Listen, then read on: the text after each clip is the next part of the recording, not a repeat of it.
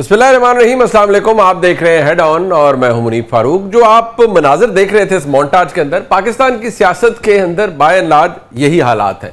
अगर खुली छुट्टी मिल जाए तो शायद एक दूसरे को जेर करने के लिए, एक दूसरे को गिराने के लिए ये हदूद भी पार कर ली जाएंगे। गुज़िश्ता रोज़ जो पंजाब असम्बली के अंदर हुआ अफसोसनाक है, लेकिन शायद अब इस तलखी में और इस खिंचाव के हालत के अंदर और हालात के अंदर शायद यही कुछ होता हुआ नजर आता है।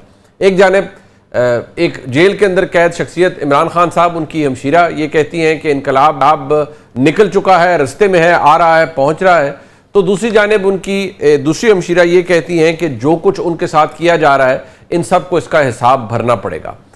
अली अमीन गंडापुर साहब खैबर पख्तूनख्वा के वज़ीर आला हैं, लेकिन कुछ खबरें ऐसी आ रही हैं कि the die has been cast, उनके लिए जो डाई है वो कास्ट कर ली गई है और शायद अली अमीन गंडापुर साहब मजीद वज़ीर आला खैबर पख्तूनख्वा ना रह पाए। ये खबरें आ रही हैं, इनमें कितनी सदाकत है इस पर बात कर लेते हैं।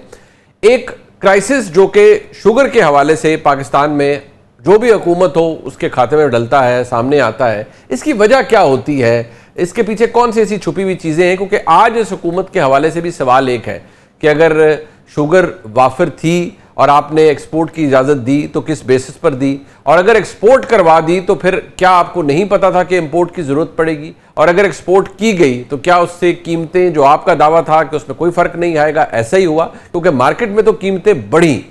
ये बहरहाल एक बहुत बड़ा सवाल है जो हुकूमत, वफाकी हुकूमत के गिर्द घूमता है, और इसमें इल्ज़ामात ये भी लगाए जाते हैं कि शायद इसमें किसी हद तक कुछ लोगों का, जो हुकूमती शख्सियात हैं, उनका कॉन्फ्लिक्ट ऑफ इंटरेस्ट भी इन्वॉल्व है। ये बात दुरुस्त है या नहीं है, या इसकी हकीकत क्या, इस पर भी बात कर लेते हैं। मेरे साथ इस वक्त पाकिस्तान के दो नाम वेल इन्फॉर्म्ड सहाफ़ी मौजूद हैं। जनाब रऊफ़ क्लासा साहब किसी तारुफ के मोहताज नहीं है, जनाब आपका बहुत शुक्रिया क्लासा साहब। हसन अयूब साहब ख़बरों में रहते हैं और ख़बरें बहुत सी होती हैं उनके पास, हमारे साथ मौजूद हैं। हसन अयूब साहब आपको भी खुशामदीद कहते हैं इस प्रोग्राम में। क्लासा साहब, मैं सबसे पहले आपके सामने जरा मोहतरमा अलीमा खान साहिबा, दो तीन चीज़ें अहम है, मैं इस पर बात करना चाहूँगा। अलीमा खान साहिबा वो इमरान खान साहब की हमशीरा हैं। आज भी जो उन्होंने बात की है, मैं चाहता हूँ जरा आप सुने पहले। खान को तो कैद तन्हाई में डाला हुआ है। जितना इनका खौफ बढ़ता जा रहा है, ये इमरान खान के ऊपर उतना जुल्म बढ़ा रहे हैं। इनका क्या ख्याल था कि इनकी जिंदगी आसान हो जाएगी इमरान खान को जेल में बंद करके? इनकी जिंदगी बहुत मुश्किल हो गई है। इन पे तरस खाएं, ये रात को नहीं सो सकते। इनका जितना जुल्म बढ़ता है ना, इसका मतलब आपका हुक्मरान उतना खौफजदा है। जितना जुल्म इमरान खान साहब पर किया जा रहा है ये सब इनको भरना पड़ेगा, और ये इमरान खान साहब के खौफ में मुब्तला है, और ये सब कुछ इसलिए हो रहा है। दूसरी जानिब उनकी जो हमशीरा है मोहतरमा नौरीन खानम साहिबा, वो फरमा रही हैं कि इनकलाब आ चुका है, इनकलाब रस्ते में है और बस आया खड़ा। तो क्लासा साहब, सबसे पहले तो मैं आपसे ये पूछना चाहूँगा दो बातें। एक तो अब भी जो वो यही है जो उनकी हमशीराओं की गुफ्तगू सुने, वो कहते हैं ये अडयाला जेल का जो सुपरिटेंडेंट है इसको नहीं छोड़ना, इसको बहुत सज़ा मिलेगी, इसको ये सब जो हमें कर रहे हैं जेल में होंगे। उन्होंने तो नौरीन खानम साहिबा ने आज कहा कि जी ये जो हो रहा है बड़ा जुल्म है, और जो फील्ड मार्शल है उनको चाहिए कि अगर उनको ओहदा मिल गया है तो ये जुल्म नहीं होना चाहिए। क्लासर साहब, मेरे ख्याल में को पता नहीं, अब 10th टाइम मैं आपसे डिस्कस कर रहा हूँ। मेरे लिए हैरत की बात यह है कि ना ये मसला हल होता है, ना रवैये बदलते हैं, ना पॉलिसी बदलती है। यहाँ क्या अब हम हक बजानिब हैं ये सवाल करने में कि शायद फैसला इस पे होना है कि कौन हक पर है और कौन हक पर नहीं है? जी बहुत शुक्रिया मुनीब आपका। ये खैर ऑफ कोर्स पाकिस्तानी पॉलिटिक्स को आप भी फॉलो कर रहे हैं, हम सब इसको फॉलो करते रहते हैं। जो साइड भी अपोजिशन में आती है, ये सिर्फ खान साहब की बात नहीं है, वो अपने आप को हक पे समझती है, और जो हुकूमत होती है उसको वो जालिम समझती है, और हुकूमतें यही कुछ करती हैं। पाकिस्तान जैसे थर्ड वर्ल्ड के ममालिक में कोई हैरानी नहीं होनी चाहिए। जो माजी में मुझे तो कोई रिसेंट मतलब है, अगर पास्ट देखें, जो आप और मैंने ज्यादा आप दोनों से, आप मुझे अच्छे खासे छोटे हैं, मैंने तो 80s की भी सियासत देखी है बड़े करीब से। मीन्स कि हम उस वक्त स्टूडेंट थे या कॉलेज यूनिवर्सिटीज में पढ़ रहे थे, वट एवर। 90s को भी देखा है, बाद में भी। मुझे तो कोई नहीं लगता कभी किसी हुकूमत ने किसी दूसरे के साथ रियायत की हो, और जब अपोजिशन पावर में आई हो उन्होंने कोई रियायत करने की कोशिश की हो, या उन्होंने कोई हाथ होला रखा है। तो लास्ट टाइम भी आपके प्रोग्राम में बात हो रही थी कि ये वो SOPs हैं, ये वो डील है, ये अपनी जो इन तमाम पॉलिटिकल पार्टीज ने अनइनाउंस्ड, अनडिक्लेयर अपने साथ इन्होंने की हुई है। इन तमाम लोगों को वो रूल्स ऑफ द गेम का पता है। रूल्स ऑफ द गेम यही है कि आपने पोजीशन में रहना है, आपने दावे करने हैं, वादे करने हैं, दूसरों को चोर डाकू जालिम उनको मतलब सारे आपने नेम कालिम करनी है और उनको सुनहरी ख्वाब दिखाने हैं आपने ये अवाम को। और हुकूमत का काम है कि जो भी आपके खिलाफ आवाज उठा रहा है, मीडिया उठा रहा है, एंकर उठा रहा है या कोई कोई सियासतदान उठा रहे हैं, आपने उनको जेलों में उनको बंद करना है, एफआई के जरिए करें, आप उनको नैब के जरिए करें, अदालतों के जरिए करें, आते जाते चपेड़े मरवा दें, गायब करवा दें, नौकरियों से निकलवा दें, शो बंद करवा दें, चैनल मालकान को जेलों में डालें, वट एवर जो भी दौ लगते लगाएं। ये दौ हुकूमतें लगाती हैं। अब सवाल ये है कि ये जो कोई ऐसी हुकूमत आई हो, मुझे नजर नहीं आ रही, मैं फिर कह रहा हूँ आपको ईमानदारी से, मैं कह रहा हूँ आपके जहन में या अगर हसन अयूब के जहन में तो मुझे जरूर बताया, जिसने अपोजिशन के दिनों में पावर में आके कोई फेयर प्ले करने की कोशिश की हो, इन्होंने कुछ मुख्तलिफ करने की कोशिश की हो, उन्होंने कोई माजी से हट के कोई नई चीजें करने की कोशिश की, नो, आपको नहीं मिलेगा। सो ये कहना और जो हमेशा उस पे बहस रहती है बड़ी इंटरेस्टिंग, जब आप उन पे उनके एक्ट्स ऑफ मिशन कमीशन पे सवाल उठाते हैं तो कहते हैं जो वो ठीक है हमारे लीडर ने किया है तो जरा आपके लीडर ने भी तो किया है, अगर अगर हमने किया है तो आपने भी किया, मुकाबला इस पे आ जाता है फिर कि हमने किया तो आपने भी किया। कोई आपको होलियर देन पोप नजर नहीं आता है। खान साहब से उम्मीद थी कि ये होलियर देन पोप का एक दावा रखते थे, थर्ड फोर्स आई थी, नवाज शरीफ बेनजी भुट्टो साहब के लोग तंग थे वट एवर रीजन से, उन्होंने भी 90 की दहाई में आत्म मचाई हुई थी, वो सब हमने देख ली जो उसका नतीजे निकले। तो इमरान खान साहब और नवाज शरीफ साहब ने वहीं से शुरू किया जहां से बेनजी भुट्टो साहब और नवाज शरीफ साहब रुक गए थे, अगर देखा जाए उस चार्टर ऑफ डेमोक्रेसी के बाद। सो जो गैप आया था दरमियान में बेनजीर भुट्टो साहबा की उनकी उनकी अफसोसनाक उनकी किलिंग के बाद, उस गैप को इमरान खान साहब ने फिल किया। और वो लोग जो नवाज शरीफ या शरीफ फैमिली को अच्छा नहीं समझते थे फॉर वट एवर रीजन, वो इमरान खान साहब के पीछे हो गए। इमरान खान साहब के अपने भी पर्सनल ग्रजेस थे क्योंकि इनकी फैमिली के खिलाफ बड़े शदीद इनकी और इनकी करेक्टर असैसिनेशन हुई थी, इनकी जमैमा की, इनकी फैमिली की, वी ऑल नो। सो वो लड़ाई पहले बेनजीर भुट्टो और उनकी नवाज शरीफ साहब की जाती लड़ाई बनी, हमने वो देखी। उसके बाद खान साहब और नवाज शरीफ साहब की जाती लड़ाई, वो दरमियान से हटे तो फिर इसके बाद आप देख रहे हैं सर मरियम साहब और उनके मामला जो इसी तरीके के बनते गए। सो लड़ाई पाकिस्तान में जो होती है सर, वो जातियात पे लड़ी जाती है, वो इनकलाब पे लड़ी जाती है, वो हक सच की बातों पे लड़ी जाती है। उसमें से कितने लोग हक सच पे हैं, मैं तो ईमानदारी से हो सकते बहुत सारे लोगों के दिल टूट जाए, टूटते रहे, मुझे तो इसमें कोई हक सच वाले ना ये लोग नजर आते हैं। मैं सबकी बात कर रहा हूँ, मैं सिर्फ कोई ये पावर पॉलिटिक्स है या हक सच की लड़ाई से पावर पॉलिटिक्स है, कोई हक सच का ताल्लुक नहीं है। ये मतलब है जो हक सच वाले होते हैं वो फिर ना मतलब ऑफशोर कंपनियां बनाते हैं, ना लंदन में फ्लैट्स लेते हैं, ना जनीवा में $60 मिलियन रखते हैं, ना फिर उसके बाद कोई यहाँ पे बिजनेस टेकून है उनसे आपकी बेगमात जो है वो हीरे जवाहरात अंगूठियां लेती हैं, ना फिर इमरान खान साहब जाके घड़ियां दुबई में बेचते हैं, ना जरदारी साहब के माल अब दुबई में, मियाँ साहब के लंदन में, और इनके यहाँ पे जनाब ट्रस्ट बन रहे हैं 190 मिलियन पाउंड के, और फिर कहते हैं हम हक सच की लड़ाइयां लड़। भाई तीनों आप पावर के लिए लड़ रहे हैं। मेरे पास में होता ना लास्टली तो मैं 3 वजीर आजम हाउस बनाता सर, तीनों को बिठाता, भाई साहब आप तीनों अपने अपने वजीर आजम चलाएं, एक पीपल्स पार्टी का बनाए, एक नवाज लीग का बनाए, इमरान खान साहब को बनाए, तीनों मजे करें। पहले ही तो अवाम के टैक्स और पैसों से आप माल ले रहे हैं, याशा कर रहे हैं और ले, ताकि मसले खत्म हो, तीनों ने वजीर आजम बनना है, एक वजीर आजम की सीट है, बंदे 3 है, फिर हक सच है या जनाब पावर गेम है, लड़ाई झगड़ा फड्डे मार कुटाई डंगा सोट, ये चल रहा है, चलता रहेगा सर। ठीक, अच्छा अब एक बात हसन अयूब साहब, वो आज जो अली अमीन गंडापुर साहब है, आज उन्होंने फिर एक दफा ललकारा दिया है, वो आज क्या फरमा रहे जरा सुन। मैं बार बार चैलेंज कर रहा हूं इनको कि मेरे पास इमरान खान की एक अमानत है, इमरान खान की पख्तूनख्वा में हुकूमत, ये नहीं गिरा सकते, इनकी औकात नहीं है गिराने की, सियासी और जमहूरी तौर पे। हाँ, बाकी केस हैं, कन्विक्शन है, सजा है, माशाल्लाह है, गवर्नर राज वो ये लगाते हैं तो लगा लें। मैं इनको फिर चैलेंज कर रहा हूँ, सबको चैलेंज कर रहा हूँ, सियासी और जमहूरी तरीके से तुम ना हुकूमत गिरा सकते हो, न तुम्हारी ये औकात है, न तुम्हारी हैसियत है। हाँ, बाकी इलीगल तरीकों से तो बाकी पाकिस्तान में तुमने पूरा टेक ओवर किया हुआ है, वो करते रहो। हसन अयूब साहब, गंडापुर साहब आप पर भी बड़े नाराज थे शायद और उनको लगा कि पता नहीं आपकी खबरें सच्ची नहीं होती, और वो कि आपने कहा कि गंडापुर साहब का चल चला हुआ है, तो आप क्या स्टैंड करते हैं पहले तो बताएं अपनी खबर पे जो आपने दी थी, क्योंकि आप एक बाखबर सहाफ़ी हैं और मुझे पता है कि आपके पास खबरें ठीक होती हैं, तो क्या ये आप अभी भी अपनी खबर पर स्टैंड करते हैं कि गंडापुर साहब के लिए हालात ख़राब हैं? बहुत शुक्रिया मुनीब भाई आपका, आपने शो में लिया मुझे, और शुक्रिया अली अमीन गंडापुर साहब का कि उन्होंने आज आधा कन्फेशन तो वो कर गए हैं। इस जो साउंड बाइट आपने सुनाया है मुझे जी, कि इसमें उन्होंने कहा कि अगर कहीं अदालतों में सजाओं के जरिए मुझे हटा दिया जाए, गवर्नर राज भी लगा दिया, मार्शल लॉ की बात करके, लेकिन मेन बात तो उन्होंने कर दी है कि जनाब उनको मालूम है कि उनके खिलाफ संगीन मुकदमात चल रहे हैं और अब उनके जो मुकदमात हैं वो फाइनल स्टेजेस को टच कर रहे हैं। सो लिहाजा अली मीन गंडापुर साहब जो है वो अब महीनों के नहीं बल्कि दिनों के मेहमान हैं, और इस बात का बखूबी इल्म है। इसी वजह से तो आपने बॉडी लैंग्वेज नहीं देखी अली मीन गंडापुर की, और वो जिस तरीके से उन्होंने लफ्ज इस्तेमाल किया है मुझसे मुतल्लिक, मुझे तो कोई ताज्जुब नहीं हुआ।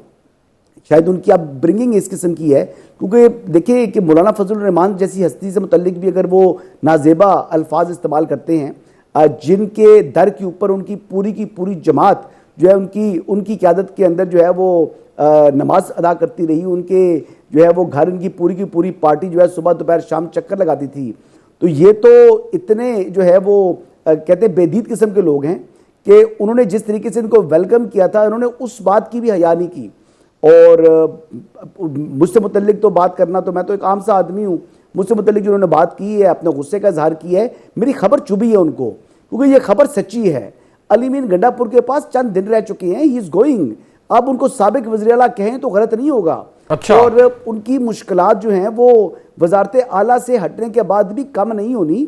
और अली मीन गंडापुर साहब ने देखे ये 2 कश्तियों के सवार रहे हैं, जो 2 कश्तियों का सवार होता है वो उस पर कोई एक साइड भी एतमाद नहीं करती, तो लिहाजा इनका बिल्कुल जिस साइड से ये मेरी तरफ इशारा कर रहे थे वहां पर ये भी इन टच रहे हैं, उनके साथ ये बड़े राब्ते में रहे, लेकिन जारी बात है कि वो भी इस पर एतमाद नहीं करते और ना इनकी सियासी जमात इनके ऊपर अच्छा, ये हसन साहब ठीक, आप कहते हैं कि अब he is in deep trouble according to you, और आप अपनी खबर पर स्टैंड करें। जरा ये बताएं कि ये जो अभी जिसमें वो आज पेश हुए थे, मेरे ख्याल में वो शराब बरामदगी वाला 2016 का केस है, इस केस को आप मंतकी अंजाम तक पहुंचते देख रहे हैं, या जो जिस रफ्तार से 9 मई के केसेस आ रहे हैं, क्योंकि आई हैव एन अंडरस्टैंडिंग कि गंडापुर साहब के ऊपर वो 9 मई के केसेस में भी काफी जगह उनका नाम शाम आया हुआ है, तो क्या वो केसेस हैं या इस केस के अंदर गंडापुर साहब के लिए मसला बन रहा है, आपको नजर आ रहा है?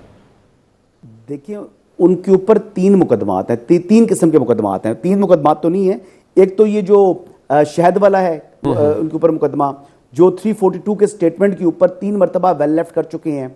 आज भी जो अदालत पेश हुए तो इनके जो इनके जो वारंट थे वो अदालत ने सस्पेंड कर दिए जी, ठीक है, मनसूख कर दिए हैं, लेकिन इनको एक और मौका दिया गया है। इन्होंने 342 का स्टेटमेंट देने से इनकार किया। इन्होंने कहा जी कि पहले मेरी बरियत की दरख्वास्त है, उसके ऊपर आप फैसला कर लें। वकील साहब को जज साहब ने कहा कि आज आप दलाइल दे दें, उन्होंने कहा जी मुझे कम से कम 5 घंटे दरकार हैं। जज साहब ने कहा जी आप 5 घंटे ले लें। फिर उन्होंने कहा जी कि आप हमें जो है वो नेक्स्ट जो है हियरिंग तक टाइम दें, तो उसमें मैं 342 का स्टेटमेंट इन राइटिंग ले लेंगे क्वेश्चनियर, और वो फिर इन राइटिंग सबमिट करा देंगे। तो वो फिर पेश नहीं हुए वकील साहब। तो अब 31 की तारीख है, 2 दिन बाद की, और उसके अंदर अगर ये पेश नहीं होंगे 342 का स्टेटमेंट देने के लिए, तो फिर मेरिट के ऊपर जो कोर्ट है वो फैसला कर देगी। और फैसला इसका क्या होना है वो तो आपको भी मालूम है कि 6 फुट 3 इंच का आदमी, जब 2016 की या 15 की बात है कि जब ये वहाँ से फरार हो रहे थे, अपनी गाड़ी से निकल कर भागे, तो वो रोड पर उनको भागता हुआ तमाम मीडिया चैनल्स ने दिखाया था। फिर वो बरामद हुई थी इनकी जो गाड़ी की डिग्गी में से जो शहद की बोतलें, आपको याद है या नहीं याद? पता नहीं। जी बिल्कुल याद है मुझे, मुझे बहुत अच्छी तरह याद है। तो उस टाइम जो एएनपी के और दीगर जो हमारे पश्तून भाई थे, उन्होंने कहा था कि इसने तो पख्तूनों का जो है वो सर शर्म से झुका दिया है कि एक 6 फुट 3 इंच का जो है वो एक पख्तून जो है वो किस तरह डर कर भाग रहा था। तो ये कोई यानी बनाया हुआ केस नहीं है, ये 2016 का जो मतलब इस दौर का केस नहीं है, पुराना केस है, अंजाम तक नहीं पहुंचेगा। ठीक, अब ये पुराना केस है जी, पुराना केस 2016 का केस है। ठीक, और ये जो इमरान खान साहब के हवाले से सारे कहते इनके ऊपर 26 नवंबर के मुकदमे भी हैं जी। अच्छा, इनके ऊपर 26 नवंबर के मुकदमे भी हैं। उसमें एक हकला के मकाम के ऊपर एक पुलिस कांस्टेबल को शहीद किया गया था, तो वो मुकदमा भी बड़ा संजीदा है, ये रावलपिंडी का है। और इसके अलावा 9 मई वाले मुकदमे भी हैं। तो इन पर मल्टीपल केसेस चल रहे हैं और इनके वो केसेस तकरीबन मंतकी अंजाम तक पहुंचने वाले हैं, और ये 1-2 हफ्ते में जो है ना 2-3 मुकदमात के फैसले आ जाएंगे, और वो फैसले जो हैं इसमें इनकी कन्विक्शन होनी है। ये कन्विक्ट होकर जो है वो वजारत आला से हटेंगे, और कन्विक्शन के लिए यानी इनको अगर 1 घंटे की सजा भी होती है, जैसे गिलानी साहब को till the rising of the court हुई थी, जैसे तलाल चौधरी साहब को till the rising of the court हुई थी, तो मेरे ख्याल से वो सजा ही इनको ओहदे से हटाने के लिए काफी है। तो इनका चल चला हुआ है, इसी वजह से बहुत चीख रहे हैं, चिल्ला रहे हैं, रो रहे हैं, धो रहे हैं। राशि साहब, एक ऐसा खैबर पख्तूनख्वा इस पाकिस्तान की एक ऑब्वियसली वफाक की इकाई है, उसके अंदर जो दहशत गर्दी और जो मसाइल हैं वो इस वक्त आपके सामने हैं। गंडापुर साहब का लाइकली जो जो हसन साहब की खबर है कि उनके लिए हालात ख़राब हैं, और जिस तरह से वो बात भी ठीक है, अगर किसी ने उनको रगड़ा देना है तो 342 के स्टेटमेंट के ऊपर ही मिल सकता है, क्योंकि वो तो ऑब्वियसली कोर्ट ने एग्जामिन करना होता है सामने से। और अगर वाकई उनको किसी केस में अच्छी या बुरी, छोटी या लंबी सज़ा हो जाती है तो उसका नतीजा ये है कि वो कन्विक्ट हो जाएंगे और फिर वज़ीर आला नहीं रह पाएंगे। ये कितना बड़ा दुरुस्त फैसला होगा या डिजास्टर होगा? और दूसरा साथ ये कि क्या गंडापुर साहब ने वाकई रेड लाइन अबूर की हैं जिनकी वजह से अब ये मकाम आ गया कि गंडापुर साहब के केसेस तो पुराने चल रहे हैं ना, यही नतीजा निकलना था, तो ये तो पहले भी निकल सकता था। आपने बड़े ये अहम सवाल पूछे हैं, दो तीन बड़े अहम है। इसके दो तीन सिनारियो हैं जो मतलब मेरे जहन में है, या कुछ का मुझे भी इल्म है छोटा सा। हसन अयूब जो बात कह रहे हैं वो बिल्कुल ठीक कह रहे हैं। ये चल चलो जो है, अभी ये चीजें क्विकन हुई है, प्रोसेस तेज हुआ है। अदरवाइज गंडापुर साहब पे ये कांटा जो है या लग गया था दिसंबर में सब जी, और ये कांटा लगाने वाले जो है इमरान खान साहब खुद थे। शेर अफजल खान मरवा साहब हमारे शो में थे, उन्होंने इंकशाफ किया था। ये मैं सुनी सुनी बात भी नहीं कह रहा, गुजराया भी नहीं कोर्ट कर रहा। उन्होंने ये कहा था जनाब कि गंडापुर साहब जो है दिसंबर में ही वो छोड़ना चाह रहे थे वजारत आला। इमरान खान साहब से मिलने गए, इमरान खान साहब ने उन्हें कहा कि जनाब कि मेरी बेगम साहबा बुशरा साहबा जो है दोबारा जेल में जो आई है, ये तुमने भिजवाया है। इमरान खान साहब ने उस वक्त गंडापुर साहब को मुंह पे कहा था, जो कोर्ट किया मुझे बाद में शेर अफजल मरवत साहब ने। और शेर अफजल मरवत साहब ने कहा जी मुझे हर से मौत बताया गया है, और उनकी बड़ी दोस्ती तल्लुक है उनका गंडापुर साहब से। उन्होंने तो नहीं कहा, बट वी कैन अज्यूम कि उन्हें गंडापुर साहब ने ही बताया। और उन्होंने कहा उस दिन जब वो खान साहब से मिलकर आए थे तो गंडापुर साहब बड़े डिस्टर्ब थे, रिजाइन करना चाह रहे थे, छोड़ना चाह रहे थे। उन्होंने कहा जिन लोगों के लिए मैंने सारा कुछ किया है, कफन बांधे, जनाजे पढ़वाए, मैंने यहाँ पे वसीयतें की कि हमारे जनाजे पढ़ लेना, मैंने पैसे लगाए, मैंने माल लगाया, वर्कर सारे इकट्ठे किए, तो इमरान खान आज मुझे कह रहे हैं जनाब कि मेरी बेगम साहबा को दूसरी दफा जेल में आपने भिजवाया है। सो वो तो उस वक्त के बाद वो अपनी काउंटडाउन शुरू है उनका गंडापुर का उनका। Now it was a matter of time कि अब इमरान खान साहब जो है उनको रखना चाहते हैं। किस दिन वो कहते हैं कि जनाब गंडापुर साहब इस्तीफा दें, वो तो कहते हैं इस्तीफा देने को भी तैयार थे। सो गंडापुर साहब was not in a mood to defy. अगर उन्हें इमरान खान साहब भी कहते, जिस दिन कहेंगे वो मेरा ख्याल है, जो मेरी मतलब मुझे समझ आती है, वो इस्तीफा दे देंगे वहां पे। और दिसंबर से उनको इस चीज का पता है। और उनके खिलाफ जो है सबसे बड़ी फोर्स जो हुई है वो बुशरा बेगम साहबा है। कि बुशरा बेगम साहबा ने, आपको पता है सारा, मरियम नवाज भट्टू साहबा ने, जो उनकी बहन है, उनकी अगर सारी उनकी मरियम भट्टू साहबा जो है, उन्होंने भी ये बात उन्होंने अपने कई दफा ट्वीट में किया कि मेरी बहन को अगवा करके ले गए, जबरदस्ती ले गए, फलां किया, यूं किया, ऐसे और बहुत सारी चीजें जो थी। तो उससे पता चल गया था कि बुशरा साहबा जो है वो एक साइड पे है। अच्छा, फिर अलीमा खान साहबा है, आपको पता है, वो भी इन पे गंडापुर साहब पे बड़े सीरियस अटैक करती रही है, वो भी हमें पता है। उन्होंने कहा जनाब कि खान साहब के इन्होंने मैनेज बंद कर दिया है। अच्छा, जुनैद अकबर साहब की कुछ दिन पहले हमने गुफ्तगू सुनी है, वो भी है। सो पार्टी भी उनके खिलाफ है, उसका बुशरा साहबा भी उनके खिलाफ हैं, उसके बाद अलीमा खान साहबा भी खिलाफ हैं, फिर इसके बाद इमरान खान साहब भी खिलाफ हैं। तो बाकी क्या बच जाता है गंडापुर साहब के लिए? एक चीज थी सपोजली जिसकी तरफ आप इशारा कर रहे हैं कि शायद एस्टेब्लिशमेंट भी नाराज हो गई है। मैं जाती तौर पर समझता हूं, नेवर मेट गंडापुर साहब, मेरी कभी मुलाकात नहीं। ये वो जिस तरह के मैवरिक है, हम उनको देखते रहते हैं जी। अगर गंडापुर साहब इस वक्त हटाया जाता है तो ये आप उसकी एक तो गंडापुर साहब की अगर सपोर्ट हो रही है, दूसरा पीटीआई को आप स्ट्रेंथन करेंगे कि इन गंडापुर साहब की वजह से पीटीआई के अंदर जो मेरा ख्याल है एक टूट फूट हुई है। जिस तरह के उन पर इल्जाम लगते हैं कि वो एस्टेब्लिशमेंट से भी मिलते हैं, वो पार्टी के साथ भी हैं, वो सबके साथ है, जो उनकी मजबूरी है, क्योंकि इमरान खान की मर्जी के बगैर वो बंदा कुछ नहीं करता। मैं आज भी कहने को तैयार हूँ, फौज से, हालांकि उनसे पूछे बगैर ना, मेरा कभी उनसे तल्लुक रहा ना मिटिंग मुलाकात हुई है, जितनी भी उन्होंने मुलाकातें फौज से की होंगी, उन्होंने कर्नल से मिले हों, जनरल से, जिससे इमरान खान साहब की मर्जी से मिले होंगे, उनसे नाम लेकर और उनको पूछ कर मिले होंगे। ये मुमकिन नहीं है कि गंडापुर साहब जो है डिफाई करें, जो बाद में इनके पार्टी के लोग जो कहते हैं तो गंडापुर साहब मिला हुआ है, अलीमा खान साहबा कहती है, मैं कहता हूँ, आप कहते हैं, दीगर। नो, वो अभी आप देख लें कि इमरान खान साहब ने उनको सेनेट के वो नाम दिए ना सर, बिल्कुल। अब 6 के 6 नाम थे, और दरमियान में कई उसकी हमने स्टोरियां सुनी, ये वो नहीं है, ऐसे नहीं है, वैसे तैसे। क्या हुआ सर? अल्टीमेटली पता चला इमरान खान साहब ने वो नाम दिए थे और उन्होंने सबको कामयाब करवाया। सो गंडापुर साहब ने एक और बात की थी, उन्होंने कहा जनाब कि ये 3 महीने के अंदर या खान साहब ये बहर होंगे या मैं इस्तीफा दे दूंगा, छोड़ दूंगा, because he knew that it's coming, Khan साहब उसको किसी से हटाए। उनको एस्टेब्लिशमेंट हटाना चाहती है नहीं हटाना चाहती, इट्स इररेलेवेंट, और ना उनके लिए मैटर करता है।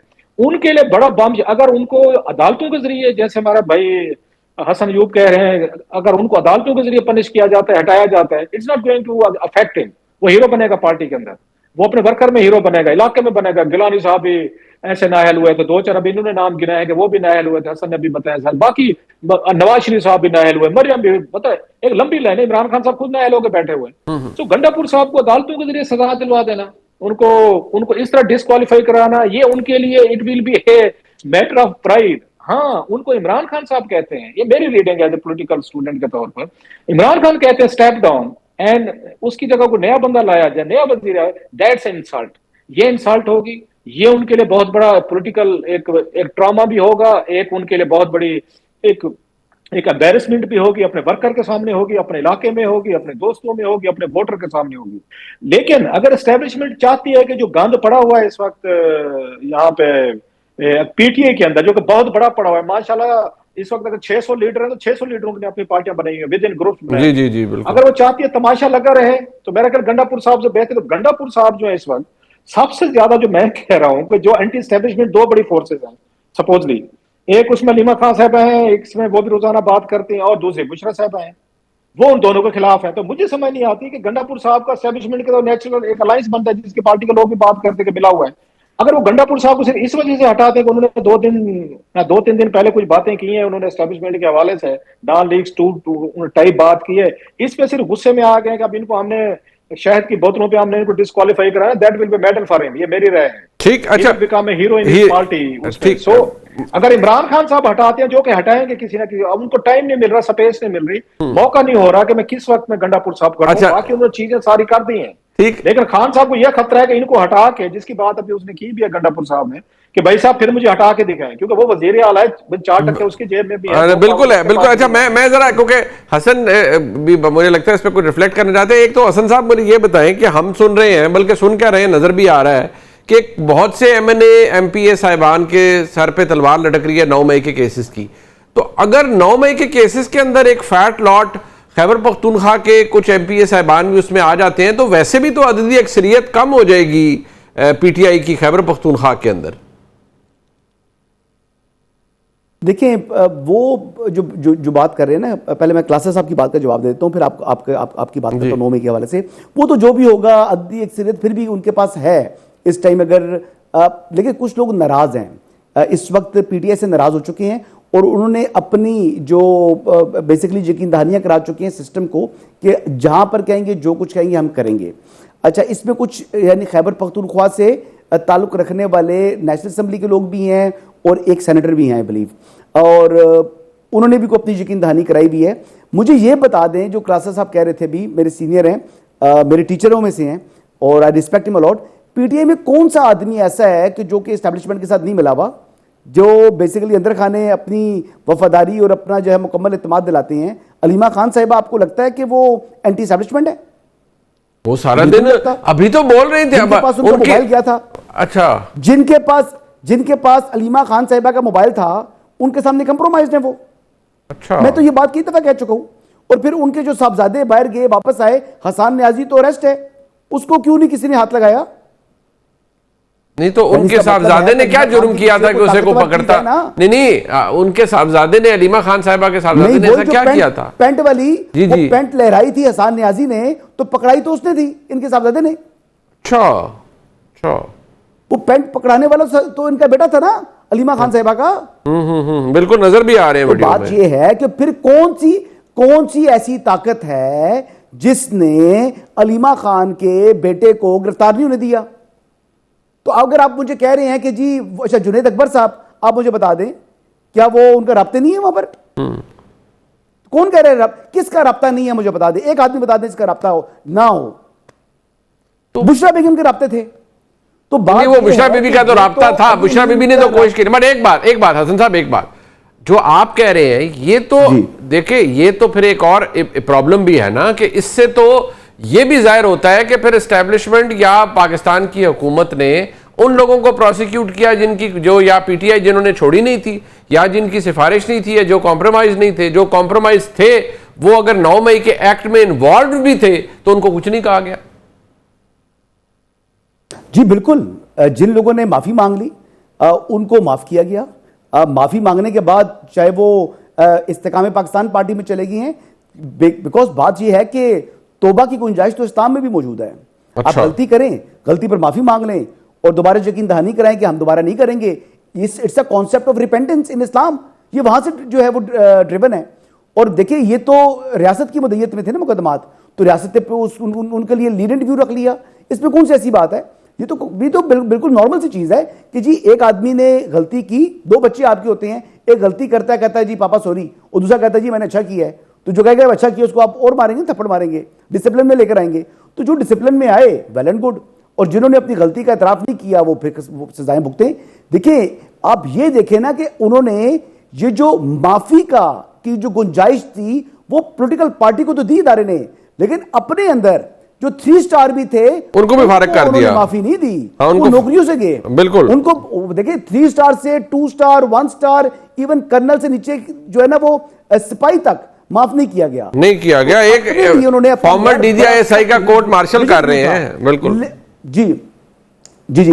और उन्होंने इनके लिए फिर भी एक लीनेंट व्यू रखा था कि चले सियासी लोग हैं, सिद्ध के दिल से माफी मांगे, ये तो ठीक है, ठीक। अपने अंदर तो डिसिप्लिन था, लेकिन उन्होंने माफी मांगने का वक्त गुजार दिया है। तो इसलिए मुनीब भाई बड़ी क्लियर बात है। जो ये कहते हैं कि जनाब उन्होंने वो जुर्म किया लेकिन उनको माफ किया, जी हाँ बिल्कुल किया, तो उन्होंने माफी मांगी है। लासरा साहब ये जो बात हसन अयूब साहब ने की है ये तो फर्दर इस क्राइसिस को डीपन नहीं कर देता सर? ये जो और फिर मेरे ख्याल में लिटरल सेंस में जो डीजीआईएसपीआर ने कहा था कि आप सिद्ध के दिल से माफी मांगे, इसका मतलब है अलीमा खान साहबा के बेटे ने सिद्ध के दिल से माफी मांगी इसीलिए उनको नहीं हुआ। क्योंकि जो हसन अयूब साहब बता रहे हैं कि वो पकड़ाने वाले तो वही थे, वो जो 9 मई को पेंट लहराई गई, वो जो कुछ भी सारा कुछ हुआ, तो इसका मतलब। और फिर वो कह रहे हैं वो ये सारे कॉम्प्रोमाइज्ड हैं, पीटीआई के जितने भी लोग हैं, इमरान खान साहब की हमशीराएं। इन्होंने हसन ने अपने जो पॉलिटिकल एनालिसिस दिया है, बड़ा ठीक एनालिसिस दिया है। एग्री विद देम के ये सारी चीजें हो रही होंगी, जैसे मैं कहता हूँ, आप भी कह रहे थे हसन के पास इनसाइड स्टोरीज होते हैं, ट्रस्टिंग। लेकिन इसको फिर एक और तरीके से देखने की कोशिश करते हैं। अगर ये सारे कंप्रोमाइज्ड हैं, मैं तो एक चीज मैं फिर कह रहा हूँ, रिपीट कर रहा हूँ, जो भी मिल रहा होगा राब्ते में होगा इमरान खान साहब की ब्लेसिंग से होगा, ये मुमकिन ही नहीं है। मैं टॉप लीडरशिप की बात कर रहा हूँ, सेकंड थर्ड ईयर की बात नहीं कर रहा। जो लोग मैटर करते हैं, चाहे वो अलीमा खान साहब राब्ते में है या वो जुनैद अकबर साहब हैं या कोई और लोग, यकीनन होंगे सारे लोग, मैं इसमें मानता हूँ मैं सारी चीजों को। लेकिन इनको एनकरेज करने वाले भी मेरा ख्याल इमरान खान साहब होंगे नंबर 1।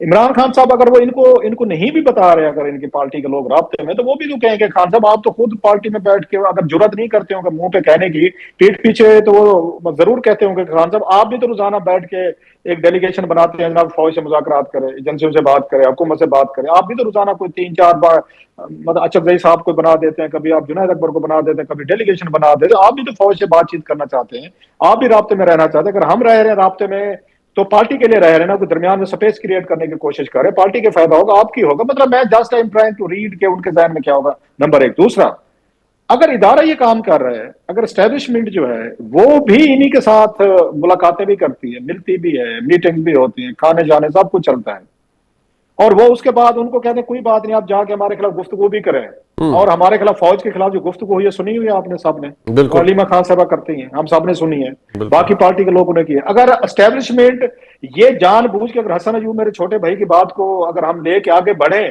कि हाँ वो राब्ते में हैं और वो इनको कंसेशन भी देते हैं, उन्होंने अलीमा खान साहबा को भी दी है क्योंकि उनका बेटे पे केसेस थे, उन्होंने उनको कुछ नहीं कहा। जो मिशाइल यूसुफजई साहबा ने भी अपना ट्वीट किया था, अलीमा खान साहबा पे अटैक किया था कि जनाब आपके बेटे को तो कोई कुछ नहीं कहता। अच्छा ऐसे उसने भी कहा था, आपको याद हो क्या नाम, शेर अफजल मरवत ने भी कहा था कि जनाब के आपके एजुटेशन से पहले आपके बेटे तो लंदन चले गए थे।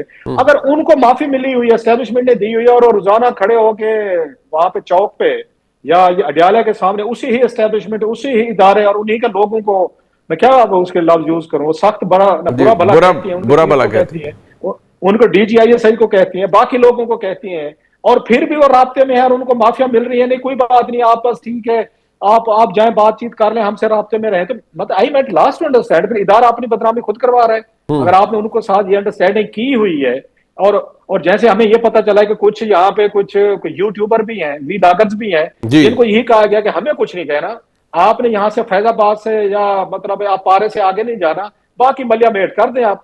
और उन्होंने कहा ठीक है हमें कुछ नहीं कहना, बाकी हुकूमतों को और बाकी लोगों को तहस नहस करते रहो आप।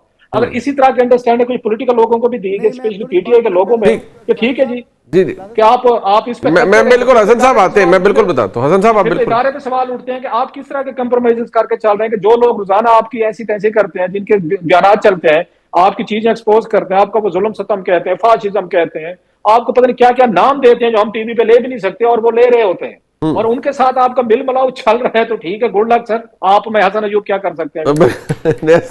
वैसे तो ये क्योंकि मैं हमेशा कहता हूं कि पॉलिसी है ना, जिसपे क्लासर साहब ने एक सवाल उठाया या एक कमेंट किया, इसको कमेंट को एक कमेंट के तौर पे या तज्जिए के तौर पर लेना चाहिए। It's a very healthy criticism जो राज साहब ने किया है, रादर क्रिटिसिज्म भी नहीं, सवाल है। तो हसन अयूब साहब, फिर ये मेरे ख्याल में फिर ये तो शायद या तो पास्ट जो पहले था या तो वो दोहराया जा रहा है, या मैं जो कहता हूं कि हमारे जो एस्टेब्लिशमेंट है उसका क्राफ्ट भी बहुत पॉलिश हो गया है, वो भी इल्यूजन्स क्रिएट करते हैं पाकिस्तान के सियासतदानों के लिए, सियासी जमातों के लिए। हसन अयूब साहब। बिल्कुल बिल्कुल, आप बिल्कुल एब्सोल्युटली करेक्ट आपने बात की है। मैं यही बात करना चाह रहा था, और कहते हैं वो मेरे मुंह के अल्फाज आपने छीन लिए हैं, वो इल्यूजन क्रिएट करते हैं, और प्लस कुछ लोग जो हैं वो जो सियासतदान आते हैं वो भी धोखा देते हैं, वो कमिटमेंट करते हैं, यकीन दहानियाँ कराते हैं, और फिर उसके बाद अपनी बात से यानी जो वादा करके उससे मुकर जाते हैं, तोड़ देते हैं। तो बेसिकली ये भी काबिल एतमाद लोग नहीं होते, सियासतदान भी, और वहाँ पर भी उनको इस्तेमाल किया जा रहा होता है, उनको अपना एक टारगेट मिला होता है, उस टाइम के ऊपर जो उन्होंने जो टास्क मिला हुआ है, टास्क उसको जो है उन्होंने फुलफिल करना है, उसके लिए कोई रियायत देनी पड़ जाए तो दे भी देते हैं। मतलब इस तरह की चीज़ें चल रही होती हैं। लेकिन समाओ मैं आपको ये बताऊं कि कुछ चीज़ें ऐसी हैं जिनको दुरुस्त करने की ज़रूरत है। इसलिए मैं खाली इतना आपको इशारा कहूँगा कि अलीमा खान साहिबा का जो राब्ता है वो अपारा वाली साइड पर नहीं है, दूसरी साइड पर है। अच्छा, दूसरी साइड पर है। देखिए नहीं, साइड जो भी हो, है तो एक ही घर, जहाँ पर भी राब्ता हो, चाहे आप उसके एक दरवाजे पे दस्तक दे लें या चाहे आप उसके दूसरे दरवाजे पर दस्तक ले लें, इससे ज़्यादा तो मेरे ख्याल में हम इस पे क्या बात कर सकते हैं। क्लासर साहब, मैं एक आखिर में आपका एक कमेंट चाहूँगा। मुझे पता है आपकी बड़ा कीन इंटरेस्ट होता है जो पार्लियामेंट्री कमेटीज़ होती हैं, खुसूसी कमेटीज़ उनके अंदर जो, या पीएसी की कमेटी, पीएसी के अंदर भी आप देखते हैं। ये जो शुगर वाला मामला है सर, इस पे ज़रा इख्तिसार से मुझे बताएं। ये हर दफ़ा निकलता है, इस दफ़ा भी बड़ी लेदे हो रही है कि जी वो हुकूमत ने क्यों एक्सपोर्ट करने दी और कहा कि प्राइस नहीं बढ़ेगी, लेकिन प्राइस बढ़ गई, अब आप इंपोर्ट कर रहे हैं, इसकी फिर ये आपकी प्लानिंग गलत थी। तो आपने क्या नतीजा निकाला है वहां, जो सवाल जवाब आपने विटनेस किए हैं उसके नतीजे में? अच्छा, मजे की बात बताऊं, मैं 1998 में मुल्तान से इस्लामाबाद आया था, 27 साल हो गए। डान अखबार में, मैं मुल्तान में था, कॉरेस्पॉन्डेंट था, फिर मैं डान में, मेरा यहाँ पे ट्रांसफर हुआ इस्लामाबाद में। उस वक्त मेरे जिम्मे ना एग्रीकल्चर बीट दी गई थी। डॉक्टर जफर ताव साहब मरहूम थे, क्या कमाल अफसर थे, एग्रीकल्चर सेक्रेटरी थे, what a great man he was. तो वो सेक्रेटरी थे उस वक्त। तो मैंने उस जियाउद्दीन साहब ने मुझे वो बीट दी एग्रीकल्चर के, तो मुल्तान साइड से कॉटन बेल्ट से आ रहे, तो ये बीट करके देखो। हालांकि वो बड़ी वो समझी गए थे कि इतनी बड़ी अहम बीट नहीं है, लेकिन बाद में बड़ी खबरें निकली वहां से उसी बीट से। तो मुझे आज तक याद है, जो पहली मेरी बड़ी एक्सक्लूसिव स्टोरी छपी थी ना 27 साल पहले, और आज भी वही डिस्कशन हो रही थी ये उसकी ये पब्लिक अकाउंट्स कमेटी में, वो ये थी कि मिल मालकान थे, उन्होंने वहां ग्रोअर्स के 3-4 सालों से पैसे नहीं दिए थे। उस वक्त 98 में 3-4 बिलियन रुपीस रोके हुए थे उन्होंने 2-3 सालों से, और उनके नामों की लिस्ट है ना, वो मेरे हाथ चढ़ गई थी। ये नाम दे नहीं रहे थे उस वक्त, कमेटी के इजलास ओपन नहीं हो रहे थे। तो एग्रीकल्चर मिनिस्ट्री ने वो लिस्ट भेजी थी कि ये वो लोग हैं जो पैसे नहीं दे रहे, ये वो शुगर मिल है, ये उनके मालकान है। तो मुझे याद है डान ने बहुत बड़ी स्टोरी छापी थी, और मेरी भी छोटी सी रिकग्निशन हो गई थी आते ही। आज वही डिस्कशन हो रही थी सर वहां पे, कि आज वो कह रहे थे कि ये जो यहाँ पे शुगर मिल्स ओनर हैं, इनके हमें नाम दें। और मिनिस्ट्री क्या कहती थी कि नाम नहीं देंगे, उनके मिलों के जो ओनर्स हैं, जो बेनिफिशियरी हैं, जिन्होंने एक्सपोर्ट से माल बनाया है। अच्छा, इंपोर्ट पे अब वो एक और जो कहानी है, उस पे कैसे माल बनाते हैं, पैसे बनाते हैं, सेम पार्टीज हैं, सेम लोग हैं। तो आज उन्होंने कहा हम नाम नहीं देते। 27 साल पहले भी लड़ाई हो रही थी कि हम नाम नहीं देते, जिन्हें शुगर मिल केन ग्रोअर के पैसे देने कि नहीं देते, नाम हमने देने। आज कह रहे हैं कि मालकान के नाम नहीं दे आपको देने। वजह क्या है सर? जब इस मुल्क के वजीर आजम की अपनी शुगर मिल्स होंगी, उनके बेटे की होगी, मुल्क के सदर की होगी, हुमायूं या अख्तर साहब और उनके भाई इस वक्त हारून अख्तर साहब इस हुकूमत में बैठे हुए एडवाइजर है इनके, और लंबी लिस्ट है, हाशिम बख्श साहब की होगी, परवेज इलाही साहब की होगी, मुनिस इलाही साहब की होगी, फिर इसके बाद खुसरो बुख्तियार साहब की होगी, दरीशा की होगी, नाम लेते जाए, लंबे लंबे नाम है। ये वो लोग हैं, वो कहते हैं जज, ज्यूरी एंड हैंगमैन, यही लोग हैं सर, इनकी शुगर मिले हैं। इनको जिन्होंने कंट्रोल करना है, वो आप जिनको रेगुलेटर कहते हैं, वो SCCP का चेयरमैन हो, FBR चेयरमैन हो, FIA का DG हो, या आपका कंपटीशन कमीशन का हो, या आपके नैब के, इन तमाम लोगों के को लगाने का इख्तियार आपके प्राइम मिनिस्टर के पास है, जिसके बेटे की शुगर मिली है सर। किस में जुर्रत हो सकती है कि प्राइम मिनिस्टर के बेटे की, सदर पाकिस्तान के जो फ्रंट मैन है, उनकी बात मिलों पे छापे मार दिखाए, या हारून अख्तर की बात। Right sir. तो जब आपने बैठ के सारे सिस्टम को रिग्ड कर लिया है, तो फिर क्या फायदा? मर्जी से कीमतें बनाते हैं, सिर्फ उसकी कीमतें रखते हैं, खुद एक्सपोर्ट कर लेते हैं, अगले महीने फिर इंपोर्ट कर लेते हैं, अब ज्यादा होगी, कल कम होगी, बिकॉज उसकी रीजन है। और ये कंफ्लिक्ट ऑफ इंटरेस्ट की आप और मैं बात करें, आम आदमी को समझ नहीं आती, वो हमारे गले फिट हो जाते, कंफ्लिक्ट ऑफ इंटरेस्ट। कोई वजीर आजम की अपनी मिले है, सदर पाकिस्तान की मिले है, तो फिर किस चीज का रोना रो रहा, क्यों नाम देगी मिनिस्ट्री, वहां पे कौन कौन लोग? फिर सवाल तो होगा फिर शफाफियत पर। मैं वक्त खत्म हो गया। मैं शुक्रिया अदा करूंगा हसन अयूब साहब का और रऊफ नासर साहब का। प्रोग्राम आपने देखा, जिसका फीडबैक हमें जरूर दीजिएगा। देखने का बहुत शुक्रिया। खुदा हाफिज़।